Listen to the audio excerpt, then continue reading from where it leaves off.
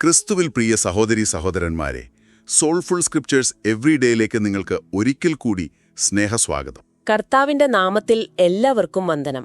അതെ, കർത്താവിന്റെ വചനം ഒരുമിച്ച് പങ്കുവയ്ക്കാൻ ഒരവസരം കൂടി ലഭിച്ചതോർത്ത് ദൈവത്തിന് സ്തുതി. ആമേൻ. അവന്റെ വചനം നമ്മുടെ പാതയ്ക്ക് എപ്പോഴും പ്രകാശമാണല്ലോ. ഇന്ന് നമ്മൾ ഒരുമിച്ച് ചിന്തിക്കാൻ പോകുന്നത് ഉൽപ്പത്തി പുസ്തകത്തിലെ 25-ാം അധ്യായമാണ്. ശരിക്കും പറഞ്ഞാൽ തലമുറകൾ തമ്മിൽ കൈമാറുന്ന ഒരു ബാറ്റൺ പോലെയാണ് ഈ അധ്യായം. അതെ അതെ. അബ്രഹാമിന്റെ ജീവിത സായാഹ്നത്തിൽ നിന്ന് ഇസ്ഹാക്കിലേക്കും പിന്നെ അവിടുന്ന് യാക്കോബിലേക്കും മേസാവിലേക്കും അങ്ങനെ വാഗ്ദാനങ്ങളും വെല്ലുവിളികളും കൈമാറ്റം ചെയ്യപ്പെടുന്നു. ശരിയാണ്.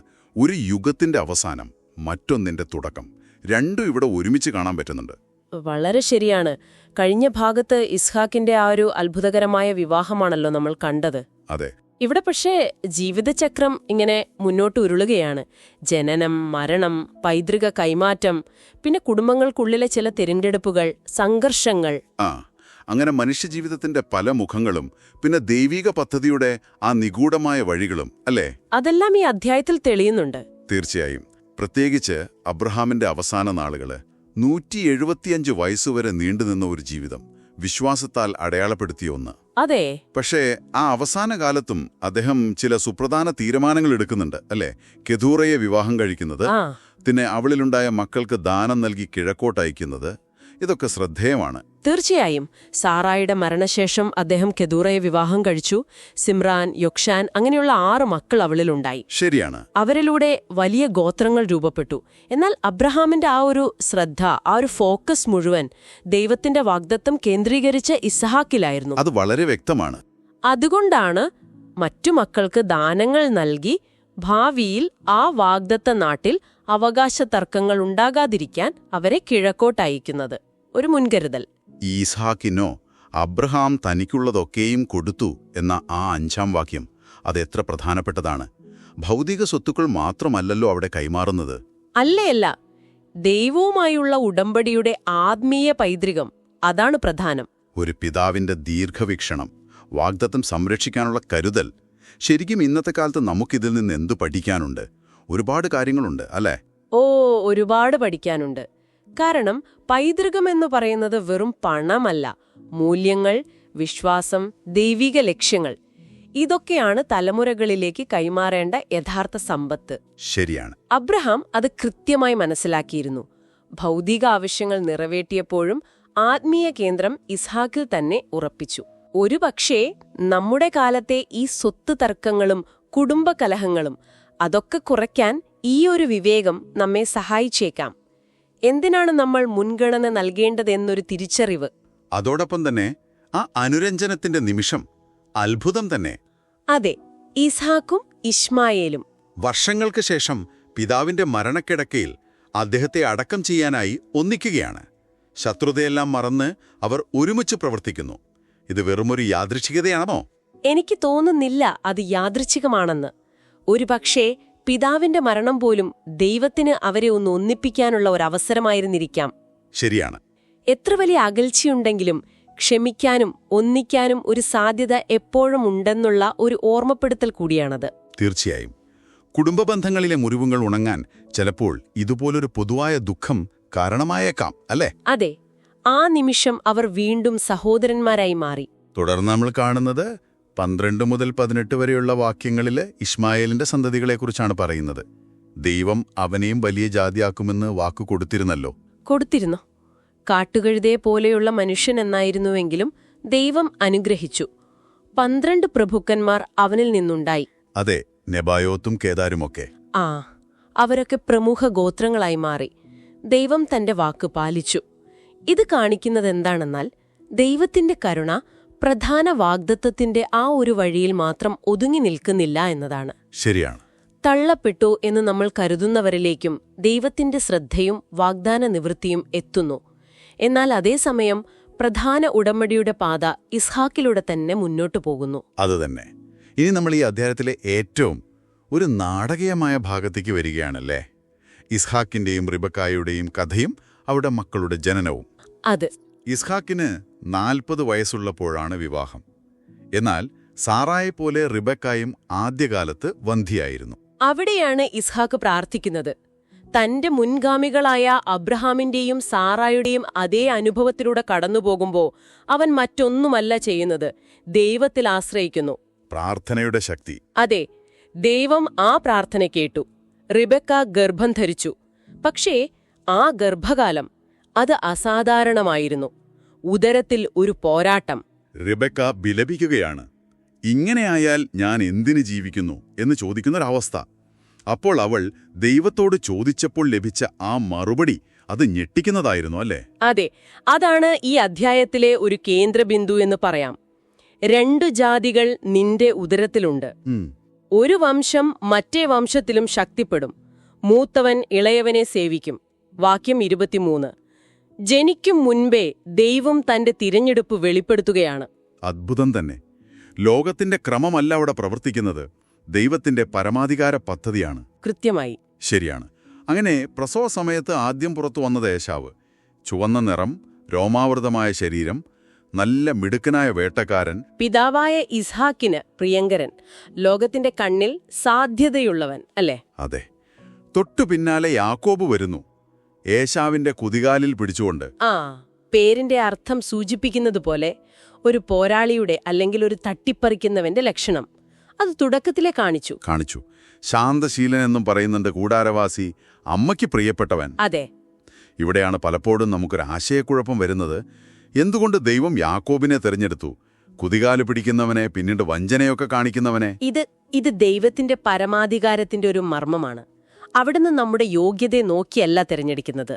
അവിടുത്തെ കൃപയും ആ നിത്യമായ പദ്ധതിയുമാണ് അതിന്റെ അടിസ്ഥാനം. ശരിയാണ്. റോമാലേഖനത്തിൽ പൗലോസ് ഇത് വളരെ വ്യക്തമായി പറയുന്നുണ്ട്. കുട്ടികൾ ജനിക്കുകയോ ഗുണമാകട്ടെ ദോഷമാകട്ടെ ഒന്നും പ്രവർത്തിക്കുകയോ ചെയ്യും മുമ്പേ തെരഞ്ഞെടുപ്പിനുള്ള ദൈവനിർണയം അത് വിളിക്കുന്നവന്റെ ഇഷ്ടം നിമിത്തം തന്നെ സാധിക്കേണ്ടതിനു മൂത്തവൻ ഇളയവനെ സേവിക്കും എന്ന് അവളോട് അരുളി ചെയ്തു. റോമർ 9:11-12. അതെ, ഇതൊരുപക്ഷെ നമ്മുടെയൊക്കെ മനുഷ്യന്റെ നീതിബോധത്തെ ചോദ്യം ചെയ്തേക്കാം. പക്ഷെ ദൈവത്തിന്റെ വഴികൾ നമ്മുടേതിനേക്കാൾ എത്രയോ ഉന്നതമാണ്. തീർച്ചയായും. എന്നാൽ താഴ്ന്നവരെന്ന് നമ്മൾ കരുതുന്നവരിലൂടെ, സാധ്യതകളില്ലെന്ന് ലോകം വിധിയെഴുതുന്നവരിലൂടെ പ്രവർത്തിക്കാൻ ദൈവത്തിന് കഴിയുമെന്ന വലിയൊരു പ്രോത്സാഹനവും ഇതിലുണ്ട്, അല്ലേ? വലിയൊരു പ്രോത്സാഹനമാണത്. നമ്മുടെ കുറവുകളല്ല പ്രധാനം, നമ്മെ തിരഞ്ഞെടുത്തവന്റെ ശക്തിയാണ്. അത് നമ്മെ താഴ്മയിലേക്കും ദൈവത്തിലുള്ള പൂർണ്ണമായ ആശ്രയത്തിലേക്കും നയിക്കണം. തീർച്ചയായും. നമ്മുടെ കഴിവുകളിലോ യോഗ്യതകളിലോ അല്ല, ദൈവത്തിന്റെ കൃപയിലാണ് നമ്മുടെ നിലനിൽപ്പെന്ന ബോധ്യം. ഈ തിരഞ്ഞെടുപ്പിന്റെ ഒരു പശ്ചാത്തലത്തിലാണ് അധ്യായത്തിലെ അവസാനത്തെ ഒരുപക്ഷേ ഏറ്റവും പ്രശസ്തമായ സംഭവം നടക്കുന്നത്. ഏശാവ് തന്റെ കടിഞ്ഞൂലവകാശം വിൽക്കുന്നു. അതെ, 27 മുതൽ 34 വരെയുള്ള വാക്യങ്ങൾ. ഏശാവും യാക്കോബും തമ്മിലുള്ള ആ വ്യത്യാസം ഇവിടെ കൂടുതൽ വ്യക്തമാകുന്നുണ്ട്. ശരിയാണ്. ഏശാവ് വേട്ട കഴിഞ്ഞ് വിശന്ന് തളർന്നു വരുന്നു. യാക്കോബാകട്ടെ വീട്ടിലിരുന്ന് പയർ പായസമുണ്ടാക്കുന്നു. ആ ചുവന്ന പായസത്തോടുള്ള ഏശാവിന്റെ ആ ഒരു ആർത്തി, അതാണ് അവന്റെ പതനത്തിന് തുടക്കമിടുന്നത്. ആ ഒരു നിമിഷത്തെ വിശപ്പ്, ഞാനിതാ മരിപ്പാറായി, ഈ കടിഞ്ഞൂലവകാശം എനിക്കെന്തു പ്രയോജനം? വാക്യം 32. എത്ര നിസാരമായിട്ടാണ് അവൻ അതിനെ കാണുന്നത്. അതെ. എന്തായിരുന്നു ആ കടിഞ്ഞൂലവകാശത്തിന്റെ യഥാർത്ഥ മൂല്യം? അത് വെറുമൊരു ഇരട്ടി സ്വത്തവകാശം മാത്രമായിരുന്നോ? അല്ല.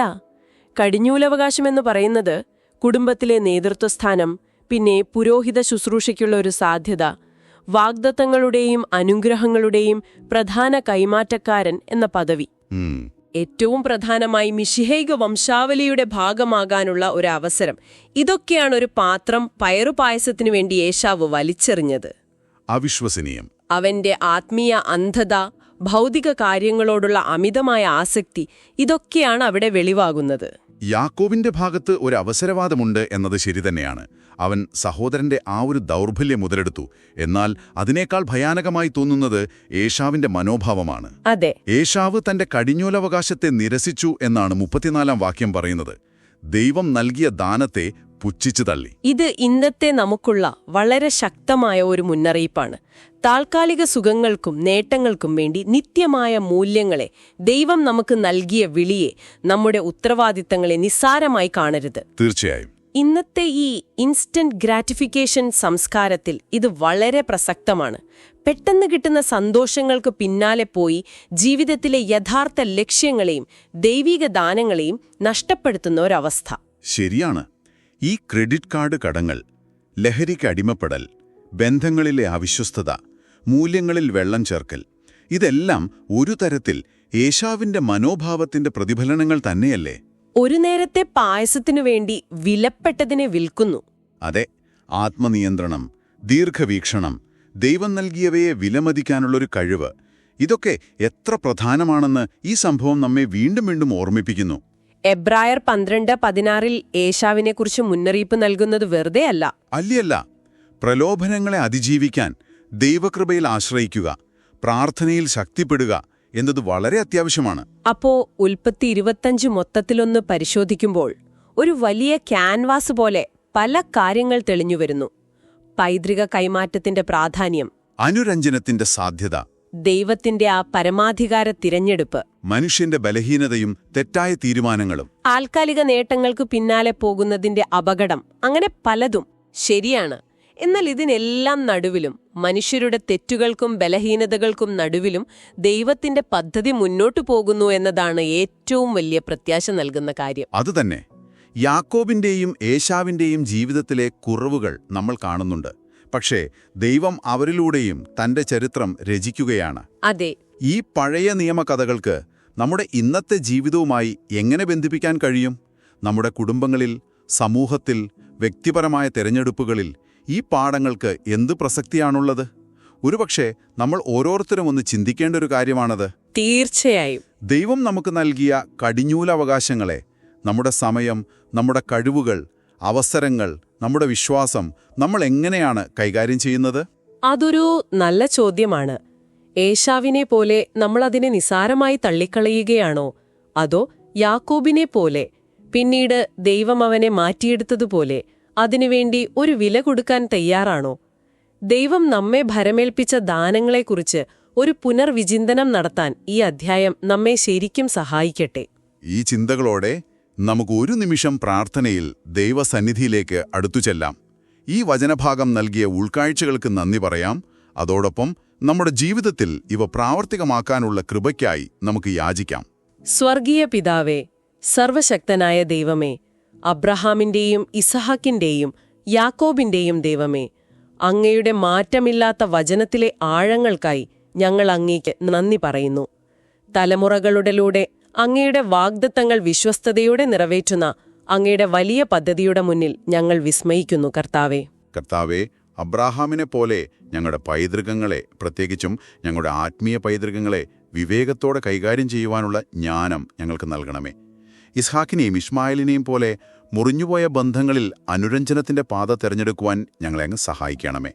ദൈവമേ, ഏശാവിനെ പോലെ താൽക്കാലികമായ പ്രലോഭനങ്ങൾക്ക് വഴങ്ങി അങ്ങ് ഞങ്ങൾക്ക് നൽകിയ അമൂല്യദാനങ്ങളെ, വിളിയെ നിസാരമാക്കാതിരിക്കാൻ ഞങ്ങൾക്ക് ആത്മനിയന്ത്രണവും ദീർഘവീക്ഷണവും നൽകണമേ. യാക്കോബിനെ അങ്ങ് തിരഞ്ഞെടുത്തതുപോലെ ഞങ്ങളുടെ കുറവുകളെയല്ല, അങ്ങയുടെ അളവറ്റ കൃപയെ മാത്രം ആശ്രയിച്ച് ജീവിക്കാൻ ഞങ്ങളെ പഠിപ്പിക്കണമേ. അങ്ങയുടെ പരമാധികാര പദ്ധതിയിൽ പൂർണ്ണമായി വിശ്വസിക്കാനും ഞങ്ങളുടെ ജീവിതത്തിലെ എല്ലാ സാഹചര്യങ്ങളിലും അങ്ങയുടെ നന്മയെ കണ്ടെത്താനും ഞങ്ങളെ സഹായിക്കണമേ. ഞങ്ങളുടെ ജീവിതം അങ്ങേക്ക് മഹത്വം കയറേറ്റുന്ന ഒരു സാക്ഷ്യമാക്കി മാറ്റണമേ. ഞങ്ങളുടെ രക്ഷകനും കർത്താവുമായ യേശുക്രിസ്തുവിന്റെ ധന്യമുള്ള നാമത്തിൽ ഈ പ്രാർത്ഥന അർപ്പിക്കുന്നു. ആമേൻ. സോൾഫുൾ സ്ക്രിപ്ചേഴ്സ് എവരിഡേയിൽ ഇന്ന് ഞങ്ങളോടൊപ്പം ഈ ചിന്തകളിൽ പങ്കുചേർന്ന നിങ്ങൾക്കോരോരുത്തർക്കും ഞങ്ങളുടെ ഹൃദയം നിറഞ്ഞ നന്ദി. ഇന്നത്തെ ഈ വചനചിന്തകളെക്കുറിച്ചുള്ള നിങ്ങളുടെ അഭിപ്രായങ്ങൾ, നിങ്ങളുടെ പ്രാർത്ഥനാ വിഷയങ്ങളൊക്കെ ഞങ്ങളെ എഴുതി അറിയിക്കണം. ഞങ്ങളുടെ ഇമെയിൽ വിലാസം ഓർക്കുമല്ലോ, soulfulscriptureseveryday@gmail.com. നിങ്ങളുടെ ഓരോ സന്ദേശവും ഞങ്ങൾക്ക് ശരിക്കും വളരെ വിലപ്പെട്ടതാണ്. ഓർക്കുക, സോൾഫുൾ സ്ക്രിപ്ചേഴ്സ് എവരിഡേയുടെ ഈ ബൈബിൾ പഠന പരമ്പര എല്ലാ ഞായറാഴ്ചകളിലുമാണ് നിങ്ങൾക്കായി ഞങ്ങൾ ഒരുക്കുന്നത്. അപ്പോ അടുത്ത ആഴ്ച പുതിയൊരു ദൈവവചന ചിന്തയുമായി നമുക്ക് വീണ്ടും കാണാം. അതുവരെ എല്ലാവർക്കും സർവശക്തനായ ദൈവത്തിന്റെ കൃപയും സമാധാനവും നേരുന്നു. ദൈവം നിങ്ങളെ ഓരോരുത്തരെയും സമൃദ്ധമായി അനുഗ്രഹിക്കട്ടെ.